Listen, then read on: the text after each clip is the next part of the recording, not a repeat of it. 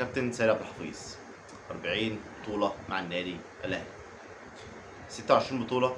كمدير للكرة، 14 بطولة كلاعب مع النادي الأهلي. كابتن سيد عبد الحفيظ الدوري سنة 2019 سجل باسمه، الدوري اللي جه فيه بعد أداء مخيب للنادي الأهلي 2019، والدوري اللي كان الزمالك متفوق بيه بفارق نقاط كبيرة جدا، وسيد عبد الحفيظ رجع وحافظ على الفرقة ودعم الفرقة بلعيبة محددة ومعينة ومميزة،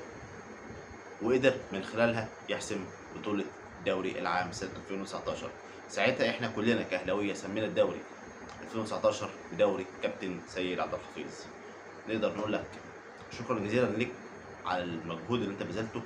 وعلى دعمك وحبك واخلاصك، ودايما كنت الدافع او الحامي الاول للنادي الاهلي، كنت اقوى رد